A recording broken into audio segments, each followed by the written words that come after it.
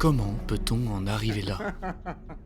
Un homme arrêté, adulé, célébrant le chaos et la liberté. Comment un même peuple peut se diviser et s'unir pour se libérer de leur chaîne? Un combat que les opprimés partagent et qui justifie les actes les plus violents. Au nom d'un ennemi commun, au nom de la résistance, au nom de la rébellion. Tout commence par deux mondes que tout oppose.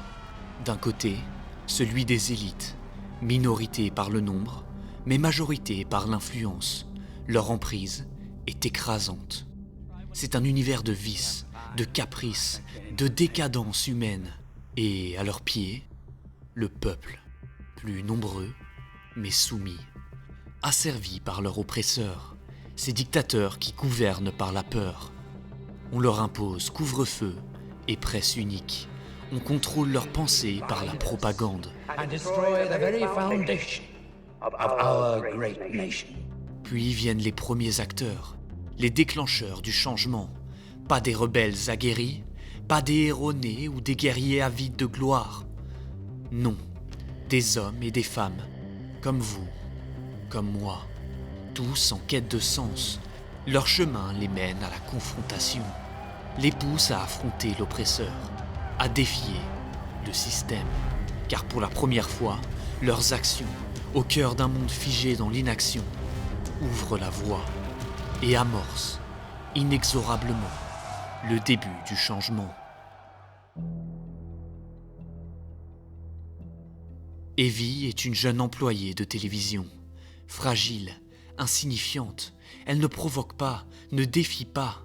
Son seul crime, sortir en rue le soir, durant le couvre-feu. No, please, I didn't know, I'm sorry. No, you're not, but you will be. Et c'est déjà trop. Elle se fait attraper par la milice, Please don't do this. est sauvée par V. Et son combat commence. The only verdict is vengeance. Cassian Andor est un survivant, un ouvrier, un petit voleur, un frère hanté par son passé, un homme qui finit par poser des questions au mauvais endroit, au mauvais moment, I'm looking for my sister. et qui abat froidement deux représentants de la République.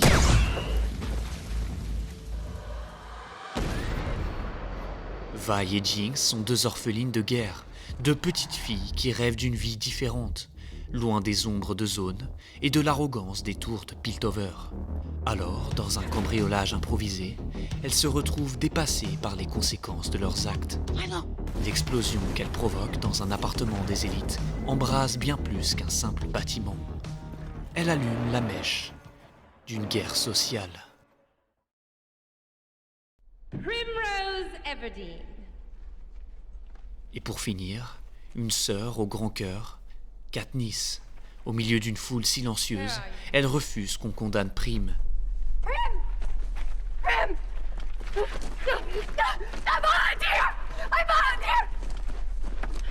I volunteer as tribute. Alors, elle se porte volontaire à sa I place. believe we have a volunteer. Un moment, un endroit, un geste et un message clair. Il existe un ennemi et son horreur n'a pas de limite. Il est temps de faire face à l'injustice et de se battre. Et c'est comme ça que l'espoir d'un renouveau émerge au cœur de la foule.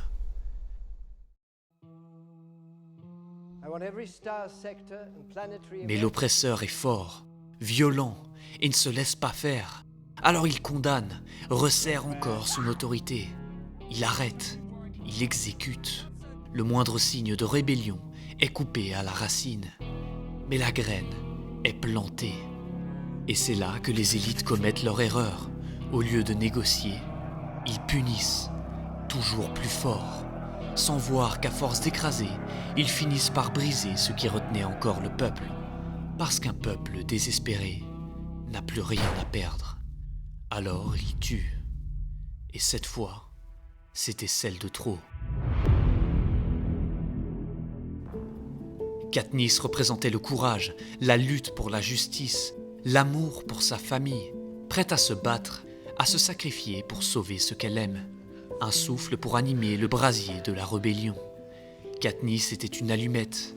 Rue, la première étincelle. Une petite fille de 12 ans à peine, originaire du district 11. Elle incarne une des communautés les plus pauvres du pays. Ici, pas de Katniss pour prendre sa place. Elle est obligée de participer au jeu mortel. Jeune, fragile et innocente, elle n'avait aucune chance. Et finit empalée, devant les yeux effarés de son public, de ses proches, de ses frères et sœurs de misère. Un point de non-retour. Katniss honore sa mémoire. Le peuple ne tient plus. Et la révolte commence. Rue devait servir d'exemple. Elle devient un symbole.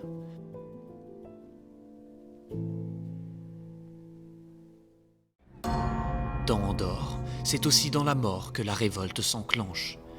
Marva est une résistante, une femme qui, durant toute sa vie, n'attend qu'une chose, qu'on les sauve de l'oppresseur. Elle vit à travers l'espoir d'un sauveur. Alors elle attend le bon moment et refuse d'agir, de franchir la limite, de braver l'interdit. Mais à sa mort, elle comprend enfin. C'était à elle d'agir, à elle d'instiguer le changement, de motiver les foules, de défier les règles. Car l'Empire ne recule jamais, il veut toujours plus, va toujours plus loin. Attendre ne mène à rien. Alors, lors de son oraison funéraire, elle laisse un dernier message, un dernier hologramme. La rébellion doit venir de l'intérieur, de chacun d'entre nous. C'est à travers sa mort qu'elle arrive enfin à libérer la vérité. Fight the Empire! Et l'insurrection éclate. Les combats font rage, la lutte commence enfin, pour ne plus jamais s'arrêter. L'ennemi a un nom, et il faut l'abattre. Et pour qu'une rébellion tienne, pour que les alliés se reconnaissent, s'unissent et se lient avec un objectif commun, il est nécessaire d'avoir un symbole. Un discours fédérateur, une idée simple qui réunit, qui unit ensemble contre l'oppresseur. Alors V se cache derrière son masque. Il n'est pas un homme différent, unique et exceptionnel. Il est personne et tout le monde. Il représente le peuple, les hommes, les femmes, les enfants. Son masque devient un signe, le signe de ne plus accepter l'injustice et de se battre au nom de tous. Katniss, elle, choisit un oiseau, un geste et un chant, un ensemble simple mais puissant, assez fort pour traverser toutes les frontières. Dans Arcane, la révolte s'incarne dans une couleur, le bleu, celui des cheveux de Jinx, une appartenance à un même groupe, une union à travers la force des convictions, un signe de reconnaissance, dans la douleur comme dans le combat. Et ces éléments suffisent. Ils suffisent à insuffler le courage à ceux qui avaient encore peur d'agir. Les personnes passives, inactives et muettes commencent à s'exprimer. Les signes se répètent, les symboles s'accumulent, les graffitis envahissent les murs. Les murmures deviennent des chants, les masques envahissent les rues, le bleu éclate dans le ciel. L'espoir se transforme en idée et se propage comme la plus virulente des maladies. Les premiers acteurs, Jinx, Katniss, Cassian, V, deviennent des héros, des figures du combat. Ils sont plus grands que leur propre destin. Ils deviennent celui de tous. Ils parlent une langue commune. Ils crient un même message. Nous ne sommes plus soumis.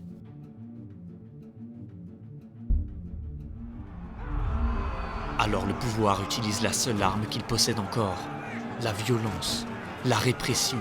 Il interdit les rassemblements, exécute en public, menace et organise la terreur. Mais c'est dans la peur qu'il veut instaurer qu'il révèle sa propre faiblesse. Et lorsque le peuple ne répond plus par la peur, c'est l'oppresseur qui commence à trembler pour sa place. Les victimes s'accumulent, les rebelles résistent, les morts ne sont plus vaines. Car pour chaque Katniss, il y a une rue. Pour chaque Jinx et Vi, il y a des soldats de zone, des oubliés, des disparus. Pour chaque Luke Skywalker, il y a un Cassian Andor. Chaque mort devient un martyr, chaque visage tombé se transforme en drapeau.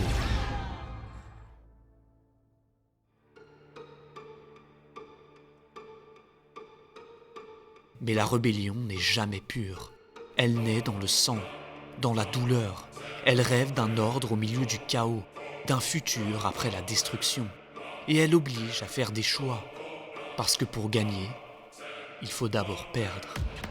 Des amis, des frères, parfois sa propre humanité. V se sacrifie pour sa vengeance. Jinx et Vi se séparent pour ne plus se retrouver. Cassian meurt pour préserver l'espoir. Alors une question commune sur les lèvres de chaque résistant. Jusqu'où peut-on aller pour la liberté? Mais l'histoire a toujours la même mécanique. Les puissants, aveuglés par leur arrogance, croient pouvoir écraser les flammes, sans comprendre que leurs coups ne font que nourrir l'incendie. Un peuple peut être brisé, mais jamais éteint.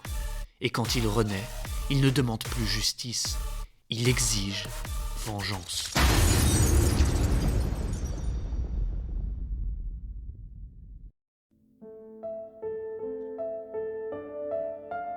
Mais tout ça, évidemment, ce ne sont que des histoires, des films et des séries pour nous distraire, des récits d'un autre temps, d'un autre monde.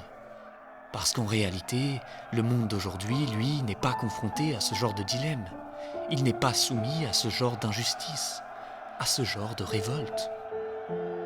À moins que, justement, quelque part, une étincelle ne soit déjà en train de brûler.